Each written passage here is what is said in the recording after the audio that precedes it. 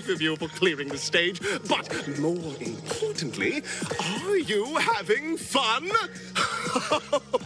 Fun is more important than success.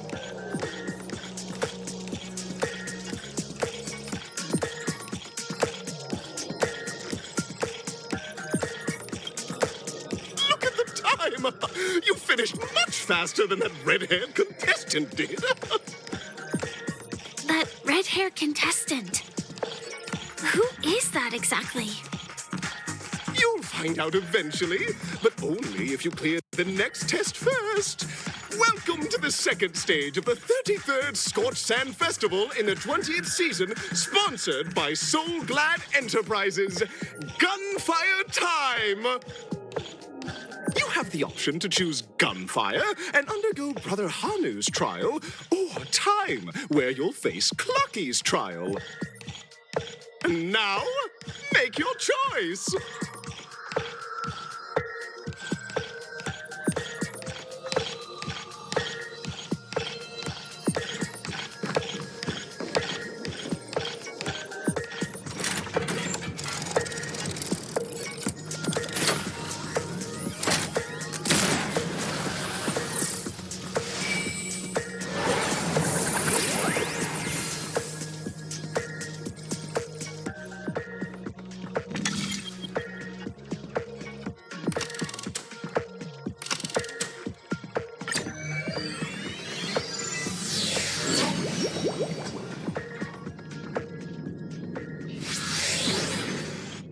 Dear friends, welcome to the enchanting universe created by the Watchmaker. Awaiting you is the morally dubious yet ever-charming character from the animated Clucky series, Hanu! It is said that these cartoon characters were inspired by the Watchmaker's own experiences. According to research by Clucky scholars, the original Hanu of reality shared a deep friendship with the Watchmaker, akin to comrades in arms. Enter into the world of Hanu via the TV by the entrance and partake in an enchanting and suspenseful story with him. Good luck in there. If it's a gunfire trial, we should be able to settle this with a fight, right? I hope this won't waste too much of our time.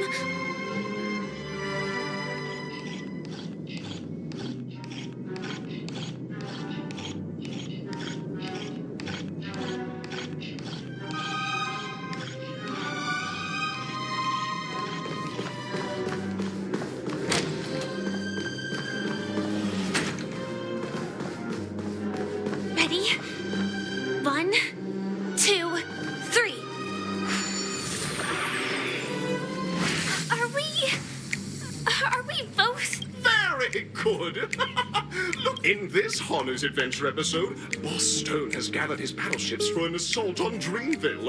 Old Buzzfly, Cousin Wolf, and Bombhead are all raring to go. The brave Hanu must thwart their advance and protect his home.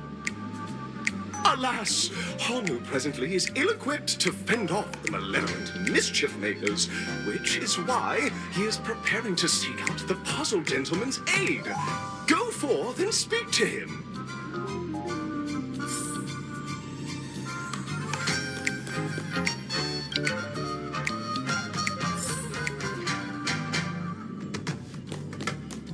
Oh, brave Hanu, you look like you could really... Long time no see, Hanu. You look pretty stressed out.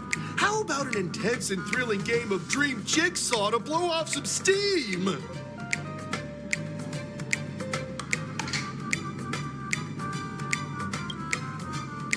Oh my! Are you telling me that Boss Stone has rallied the villains to seize Dreamville? What a dreadful twist of fate! Listen closely, Hanu.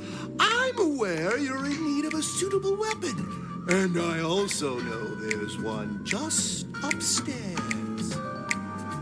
But you know what? You'll have to play an exhilarating round of Dream Jigsaw first. No Jigsaw, no moving forward.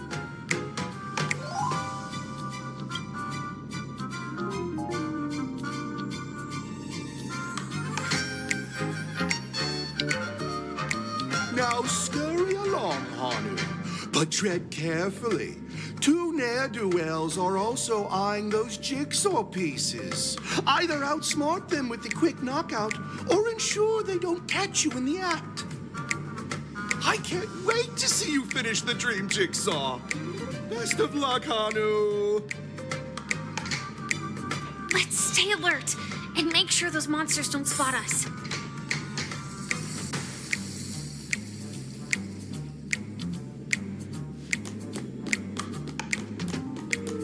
Look up there. If we can push that thing down, do you think that would do the trick?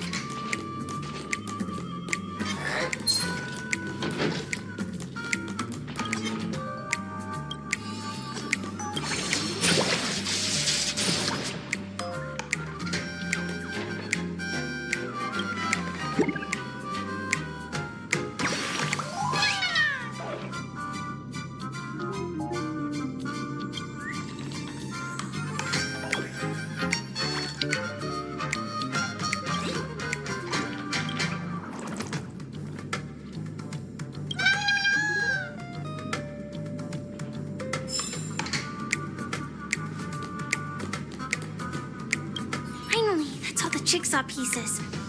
Let's hurry back.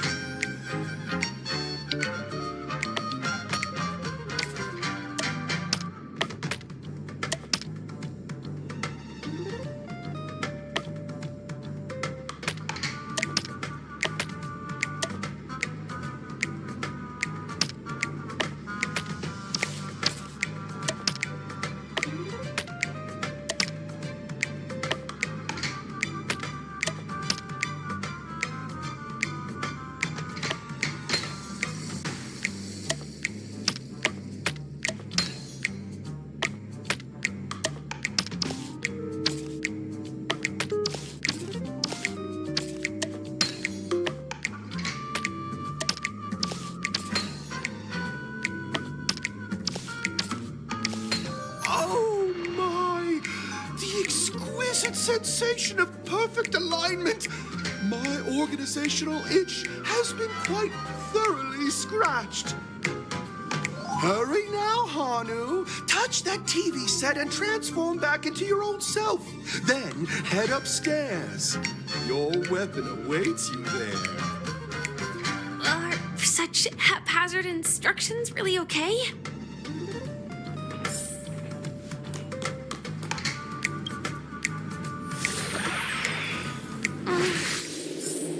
Disconnecting from that thing so suddenly has left me feeling slightly disoriented.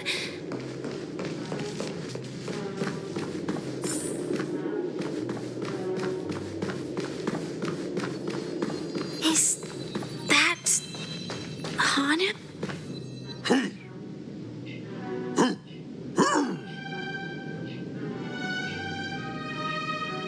I know that this may sound like an exaggeration, but Penacony is actually in danger right now. We have to prevent it at all costs. Sooner rather than later.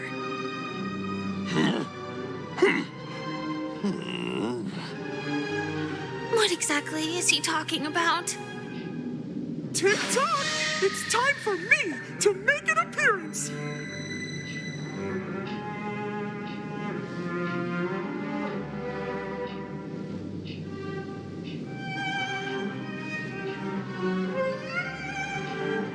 Clocky? I can also see him. Is this character part of the show? In Dreamville, Clocky is everywhere and can do anything. Like right now, I can be your translator. Tick-tock!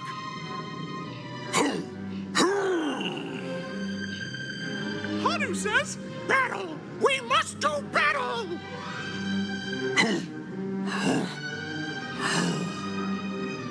The enemy is at our doorstep, and we have no path of retreat for the future of Dreamville! Touch that suspicious-looking TV right now! So they just jumped inside that TV. Sheesh. Logic in this plot and dialogue is really being pushed to its limits.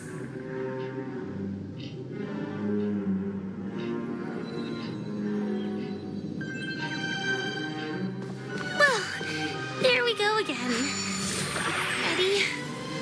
I am gradually getting used to this. Oh, did someone say high-level movies just now?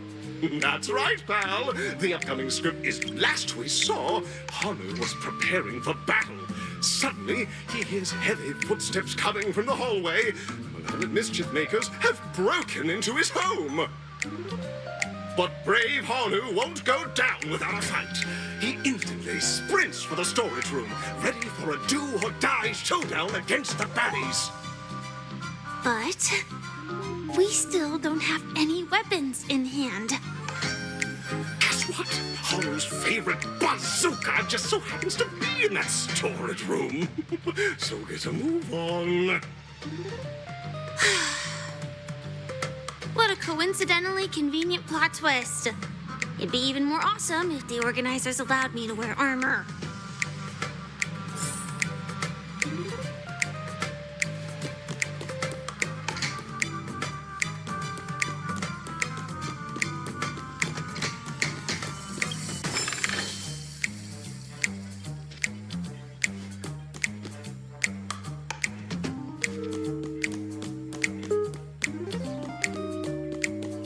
The storage room.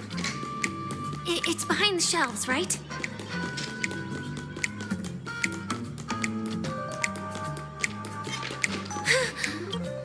He wasn't lying. There's actually a bazooka here. Now this thing feels just like the soaring locust too.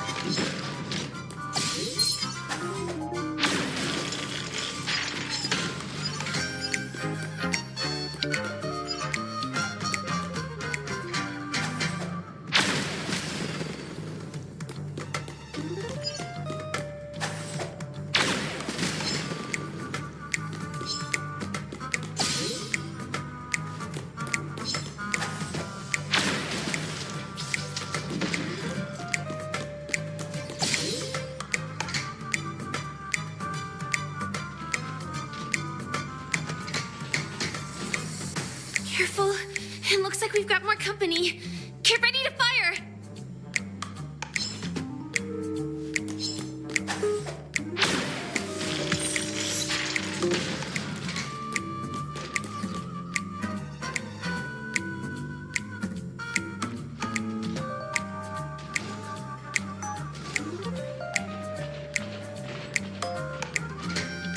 Here we go again.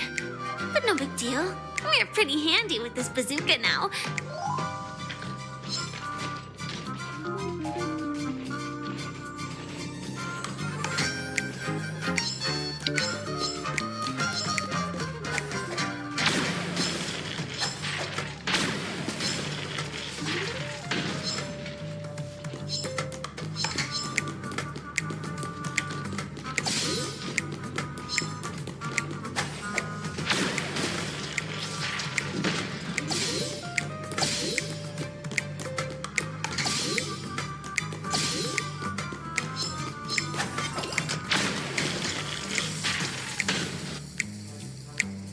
That should be all of them, right? Oh my! Hanu is on a streak! Everyone! The stage is complete! Quickly! Head through the TV to the next stage!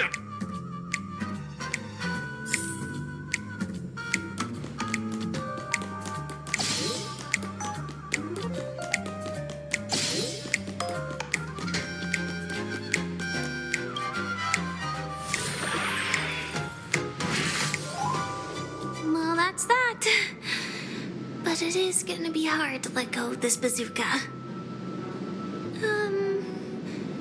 Never mind. Let's hurry over to the next stage.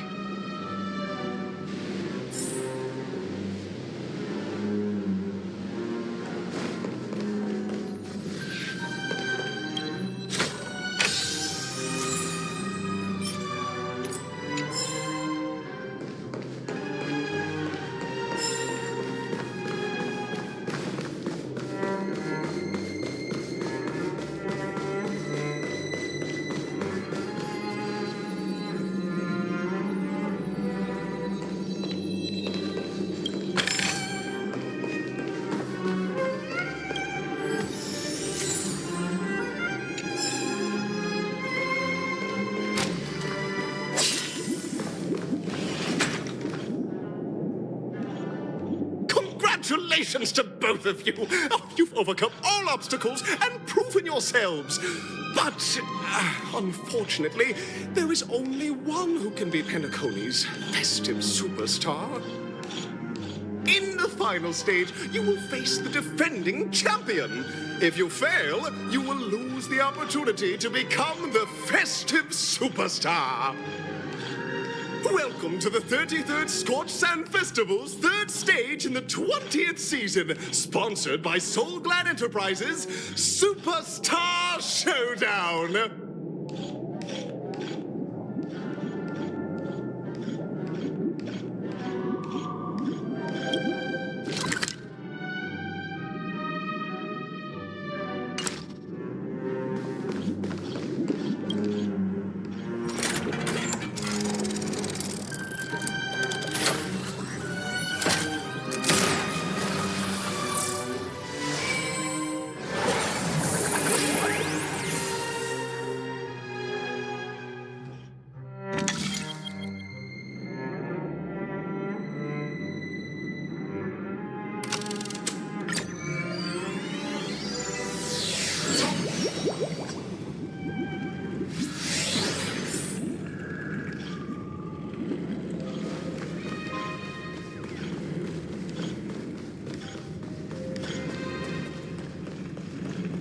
No way. I think I just saw someone. Someone...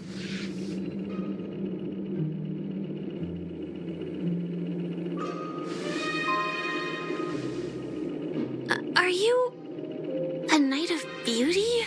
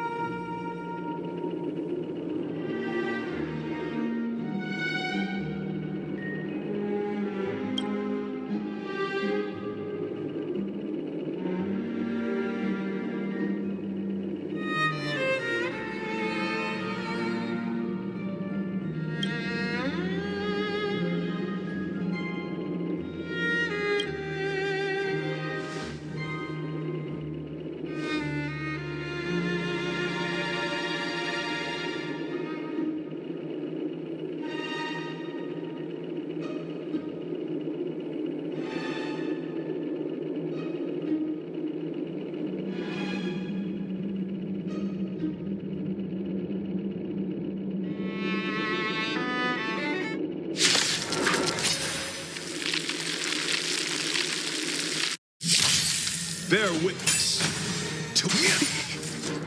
Time to change tactics.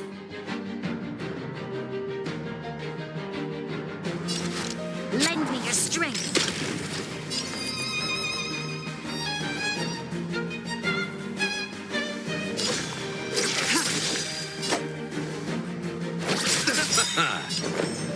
Eternal sleep, if dead. Return!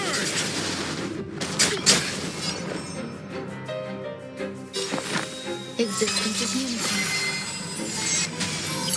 Let duel commence. Put forth all your might. Try hard. This battle is unavoidable. Lend me your strength.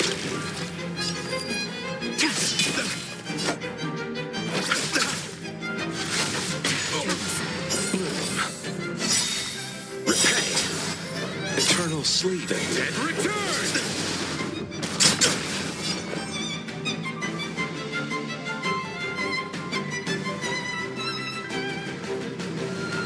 Christ! Every petal in life's all will be swept away by the wind.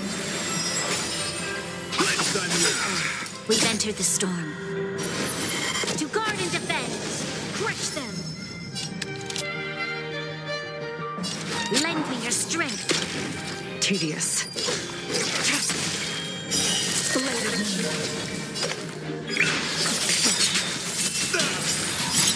All will be revealed in lunar flame. Behold, this symbol of pure. You are fighting a gentleman. You chose the wrong enemy. There's more to life. Eternal. Confess! Put forth all your might!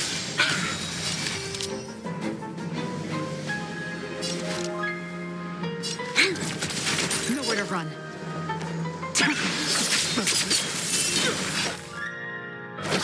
Rise to the challenge.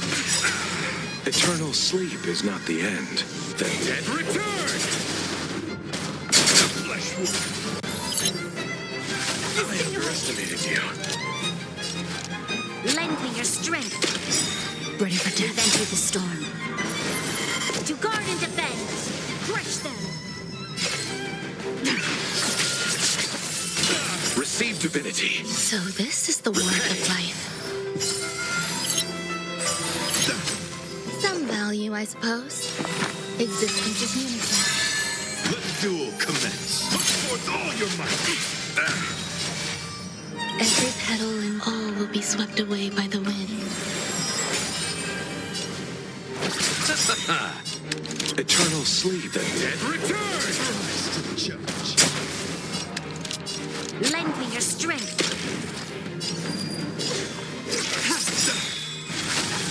Kill me. All will be revealed in lunar flame. Blade of me.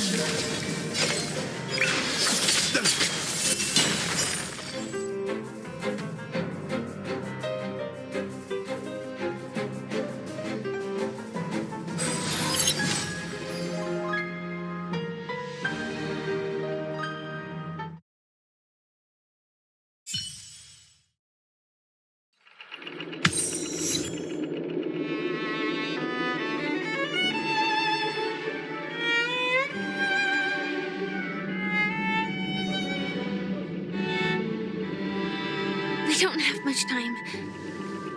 May fate allow us to meet again, Night of Beauty. In that case, let's make our way to the end.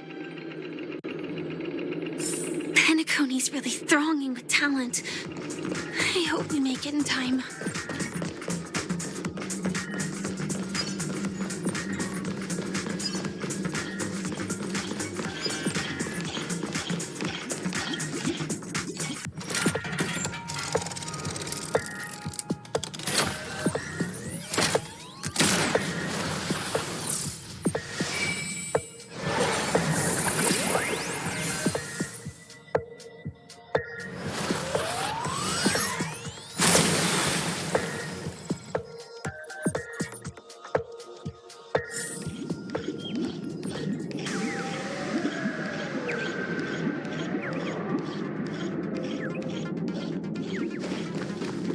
Congratulations to the Galactic Baseballer and Firefly on becoming this Sports Sand Festival champion! We look forward to their amazing entrance in the Charmony Festival! Let's give a round of applause to our aspiring young guests!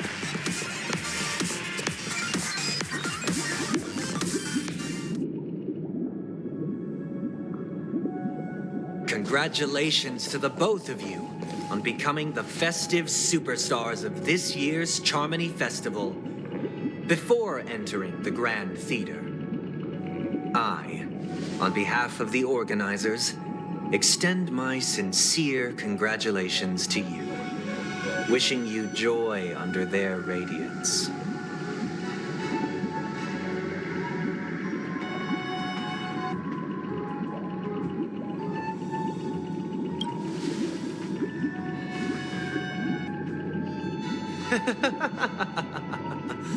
Your endeavors are worthy of extra recognition, and I've taken steps to ensure that.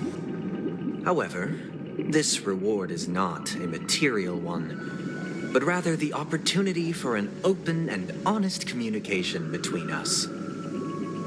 As previously promised, my sister, Mr. Yang, and I have met with the Dream Master. We delved into the truth about Penacony and its Stellaron, and have come to a consensus. Both I and the Oak family cannot acquiesce to your request. Just as expected. We acknowledge the perspective of you, Nameless. Penacony does require change, but not as you propose. The planet of festivities cannot and will not revert to a place characterized by chaos, disorder, or anarchy. Through your journey of overcoming obstacles, you must have glimpsed the essence of that era. The vulnerable ruthlessly eliminated, equality non-existent, common folk living precarious lives, eking out a dreary existence. Ultimately, only heroes like yourselves manage to achieve success. But I would dare ask, if you did not possess the special status of having a Stellaron, and you were but an anonymous and frail member among the masses, which Penacony would you prefer? A dystopia for the survival of the fittest, or a sweet dream paradise for all?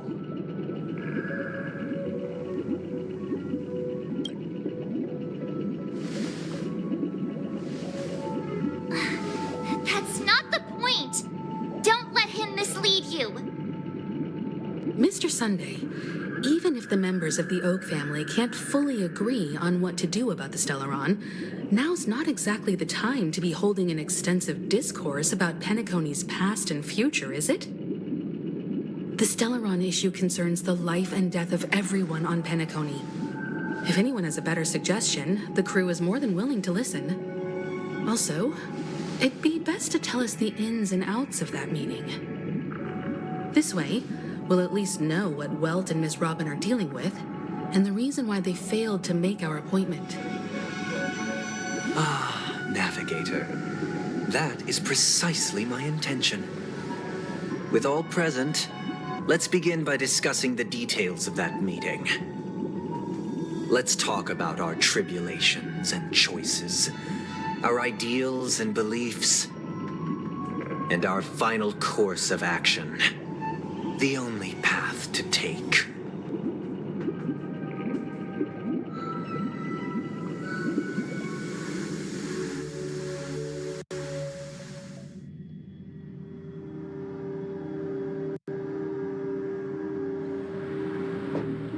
You mean to say that for the longest time, there have been scoundrels who would use the Charming Festival that I have bequeathed to the masses as a tool to realize their ambition?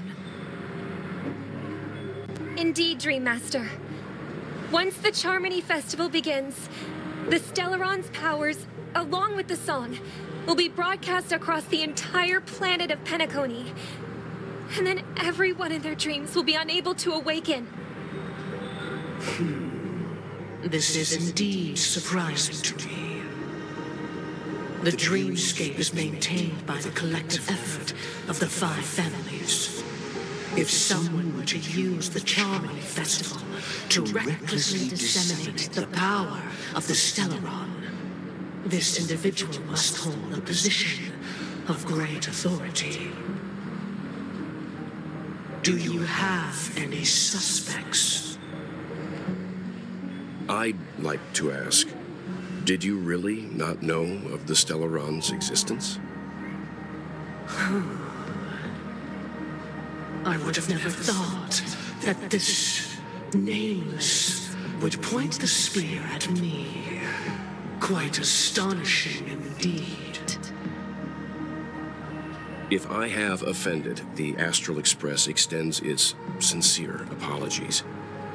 But the current circumstances are dire and leave no room for meticulous inquiry.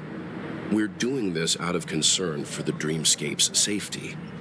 So, if you could, please alleviate our concerns. Dream Master, it's just to prove that the Charmony Festival has nothing to do with the Stellaron.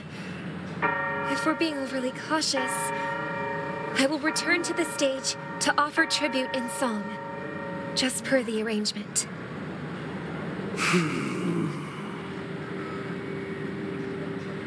Sunday, Robin. I've watched you two grow up and know your dispositions like the back of my hand. Both of you, right now, can surely be lauded as their most devout advocates. I already know your resolve. The magnitude of this matter is enormous and cannot be taken lightly. Since Mr. Yang has asked with such earnestness, I will personally respond in kind. If there is a need, the entire Oak family will be mobilized to heed your call.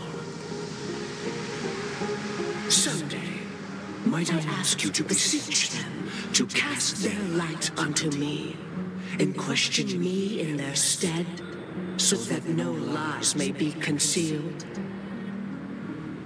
I will do as you command. Robin, could I entrust you to be present as a witness, to document the truth, and to proclaim my innocence, so that all slander may be utterly dispelled? I will do as you command. May thy will be carried out on earth, just as it is in the heavens.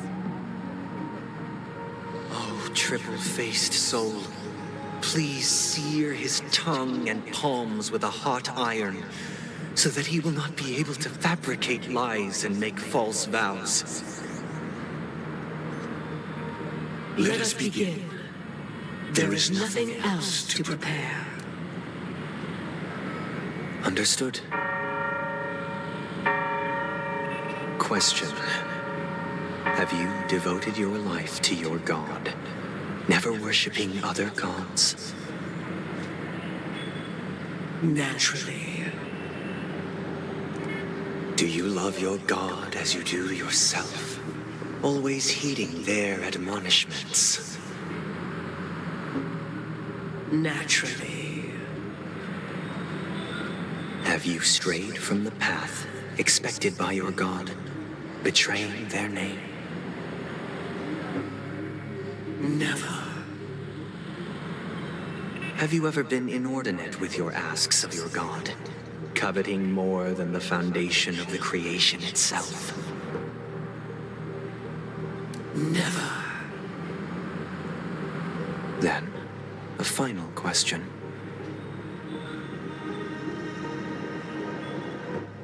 Do you swear to fulfill all vows, past, present, and future?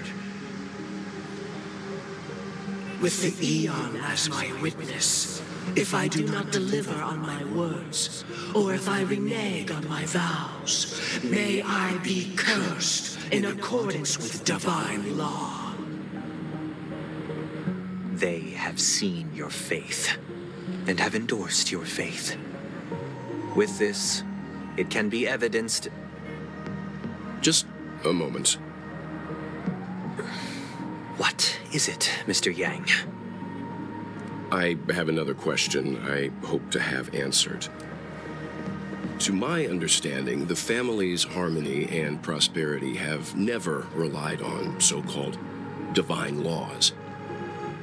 The god you both mentioned, are they truly Xipe?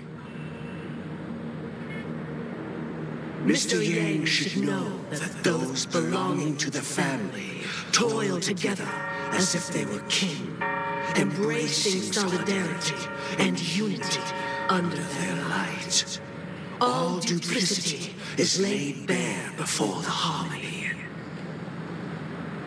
Such a delicate and complex symphony.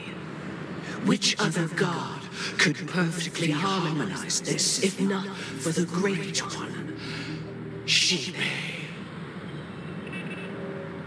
Perfectly harmonized. Therein lies the problem. It isn't an outsider lurking in the shadows who changed the harmony, but a dissonance that has surreptitiously emerged from within this very symphony itself. In the distant past, there existed an Eon. With one flick of the wrist, they crafted the laws of the cosmos. Their followers formed the Beyond the Sky Choir, spreading solemn and reverent hymns throughout the universe. Later, they fell. The route traversed by this Eon clashed with the harmony, ultimately being absorbed and fused into it.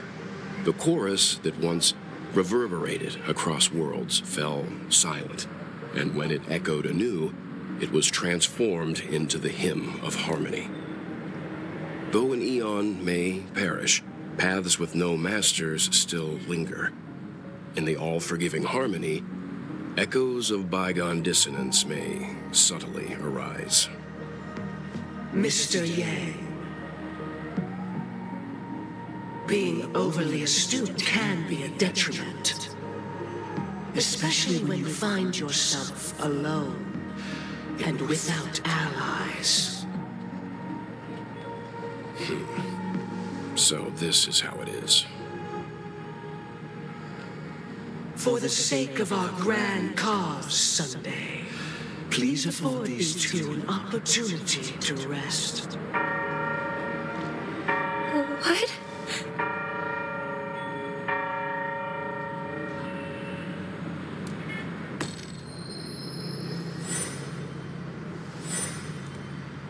Sorry, Robin. It's just you. I did not wish for you to know this. It's a pity that things have turned out this way. So, this is the true reason I can't sing? The shadow that envelops Penacony is actually... We were never children of the harmony.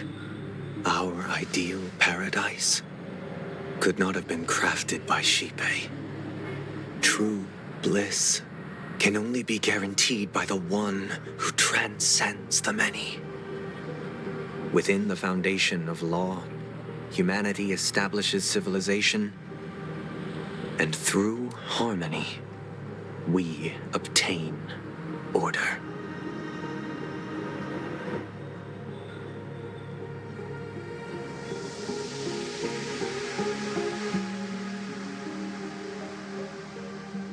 Unbelievable. To think that there would be remnants of the Order on Penacony. What have you done with Mr. Yang and Miss Robin? Don't worry. I just gave them some time alone to ponder their fates. You should know that these actions make you an enemy of the Astral Express. Should we need to stand against the Nameless, it would only be myself and the Oak family involved. But we haven't reached that point yet, have we? Your efforts for the justice of Penacony are evident to everyone and have been widely observed.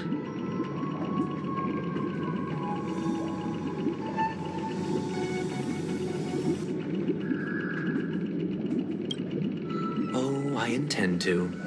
But that hinges on the outcome of this negotiation. If it is the Order that drove you to imprison Welt and Robin, and you're using them to coerce our compliance, then there'll be no point in entertaining any type of discussion. You're mistaken, Miss Himiko. They are in very safe hands, and just as the family has always proclaimed, no one can be harmed in the dreamscape, least of all in the beautiful new world belonging to the Order.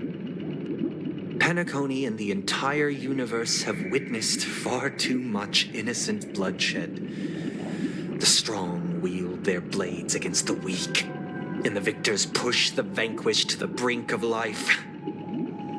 Natural selection. The world abides by this principle, establishing the well-being of humanity atop the corpses of the downtrodden. Only we, or rather, I, possess the power to put an end to this farce.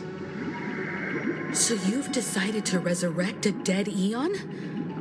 No one's ever done such a thing. If Miss Himiko is interested, let's draw back the veil and speak candidly. I've always firmly believed that people can understand one another through peaceful means. I'm willing to divulge the unembellished truth as to the intentions of the Order's Pathstriders, so that you will make better judgment for the Astral Express, for Penacony, and for this stretch of the universe. Words can hardly do justice to the beauty of that ideal. So, come with me, everyone. Let us retrace our steps and see once again where this road leads.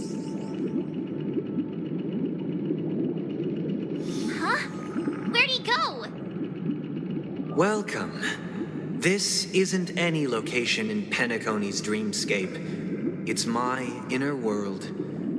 The reason the scenery before you remains unchanged is because your consciousness has drawn on similar concepts to fill in the gaps.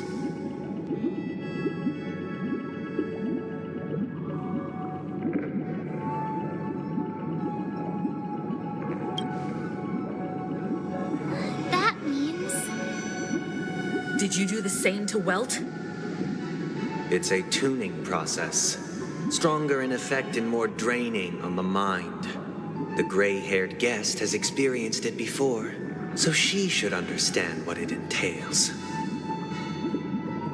Tuning allows you to intuitively grasp my feelings, which also means that I cannot hide anything from you. Now, everyone, please look at the huge screen. The road we once took begins here.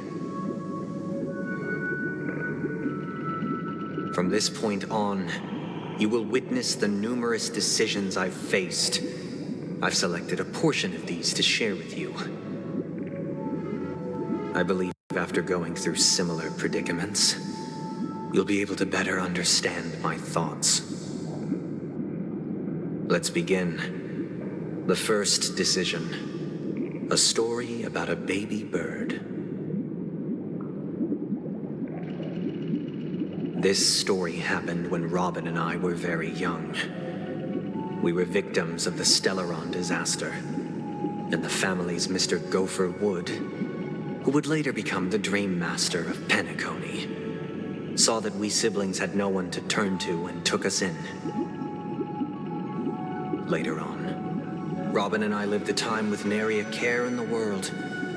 One day, after dinner, while my younger sister and I were lounging about in Mr. Gopher Wood's yard, we spotted a fledgling Charmony dove all on its own. That baby bird was tiny. It didn't even have all of its feathers, and it couldn't sing. When we found it, it was already on its last breath, having fallen into a shrub, probably abandoned by its parents. We decided to build a nest for it right there and then. However, thinking back, that winter was unusually cold, with fierce winds at night in the yard, not to mention the many poisonous bugs and wild beasts in the vicinity. It was clear that if we left the fledgling in the yard, it stood no chance of surviving until spring. So, I suggested we take it inside, place it on the shelf by the window, and asked the adults to fashion a cage for it. We decided that when it regained its strength enough to spread its wings, we would release it back into the wild. The tragic part, something that we'd never considered, was that this bird's fate had already been determined long before this moment. Its destiny was determined by our momentary win. Now, I pass the power of choice to you all. Faced with this situation, what choice would you make? Stick to the original plan and build a nest with soft net where the Charmony dove fell. Or build a cage for it and feed it, giving it the utmost care from within the warmth of a home. I eagerly await your answer.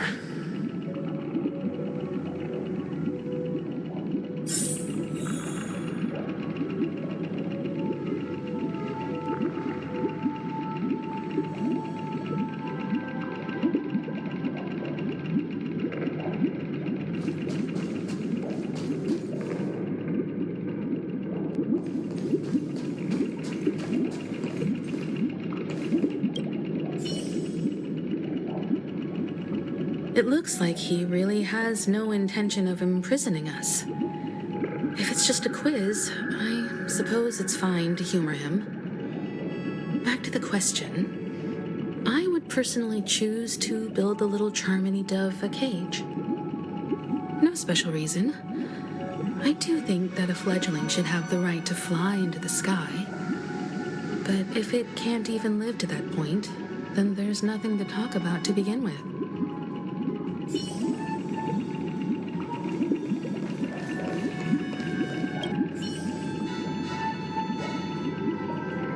That guy just casually throws this kind of question at us?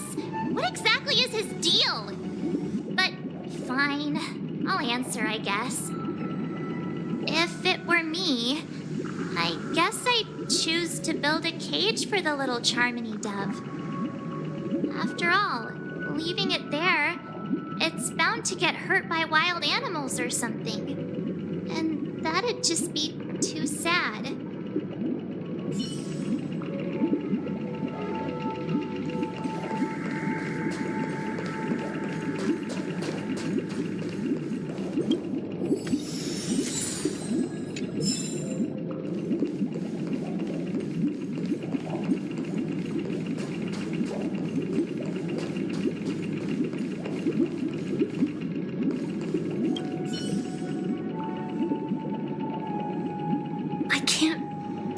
His intentions right now, but based solely on even if I was gonna release it back into the sky, it'd have to be strong enough to fly first. If I left it where I found it, I fear it'd never get the chance to fly ever again.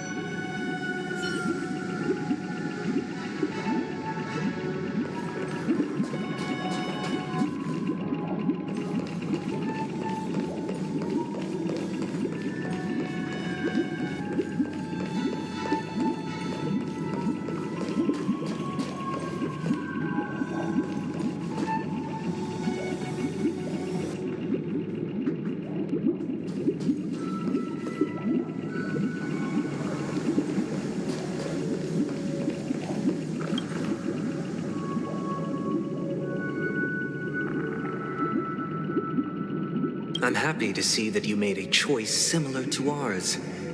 If your mind is made up, let me reveal the outcome of this choice. We passionately nursed it back to health, preparing only the best food for it every day. We even preened its feathers. Later, on the day that Robin left Penacony, we opened the cage door and let it fly back into the sky. I watched it for a long while by the window, probably about 3 or so days. In those 3 long days, the little Charmony dove tried again and again to spread its wings to fly into the sky, but fell to the ground, only to keep trying. Finally, on the 137th attempt, it succeeded. But its attempt did not go perfectly. After flying unsteadily for a while, it fell to the ground, unable to grasp the direction of the air currents. The fall shattered its wings. It writhed helplessly in my embrace. But it was all for naught, finally succumbing to a painful demise. And in that instant, our tender care, our given love and hopes, they all became the inevitable push that sent it to its death. I deeply regret the choices we made. Next, let us head to the second decision. This time, it's the story of a dream chaser. This story happened when I was appointed as Bronze Melodia, a position exclusive to the Oak family, charged with listening to the problems and vexations of dreamscape residents and providing them with the relevant guidance. It was during that period that I had the opportunity to hear voices from all corners of the dreamscape. Joy, sorrow, arrogance, regret. The complex tapestry of human nature that formed the world. And I was fortunate to catch a glimpse of it. He was a dream chaser and an illegal stowaway. Just like the rest of them, he came to Penacony in search of a better life, except that, to most people, the price he paid, I suppose you could say it was everything. He told me I sold everything I could at home. The house, the land, even his 2 children. He said he could not afford to raise them, and that at least they could eat if they lived as slaves. He had a plan in place. He would buy back his children once he had made his fortune and enjoy Penacony's beautiful dream with them. Alas, his plan to smuggle himself was somewhat clumsy, and he was sniffed out by those pig-headed hounds. After hearing the Dream Chaser's story, I immediately appealed to the Bloodhound family to cease their pursuit. That way, at least he could live peacefully. But I was still too naive to the ways of the world. I did not anticipate that what I thought was a kind gesture would later lead to dire consequences. I'll tell you the outcome soon. For now, I'd like you all to make a choice. Will you do as I did and try to convince the Bloodhound family to stop their pursuit so that the Dream Chaser may live peacefully and realize his wishes? Or will you remain silent, leaving him to languish while the hounds are hot on his heels until his inevitable judgment arrives? I look forward to everyone's decisions. Who knows? Perhaps they might even alter the outcome of this tragedy.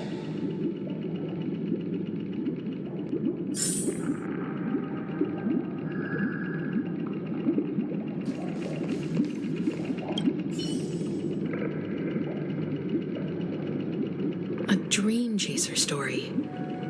If I acted out of kindness, I would probably ask the Bloodhounds to stop their pursuit and lend him a hand.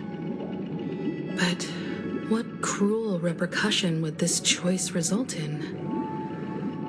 I think Sunday must have been deeply impressed by the limitations of the strong defending the weak through this incident.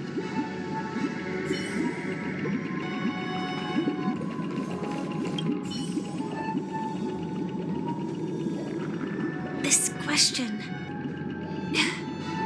Surely it has some connection to the baby bird story. And this connection is precisely the breakthrough Sunday aims to use to persuade us. I'd probably choose to ask the Bloodhounds to cease their pursuit.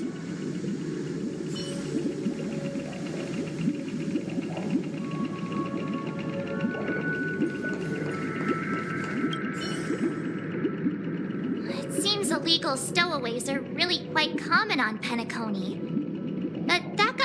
story. I don't think he deserves any sympathy at all. He sold his kids to chase a dream. Even if he intended to go back for them, it's still insanely irresponsible. With that thought, there's only one choice. Let the Bloodhound send him back.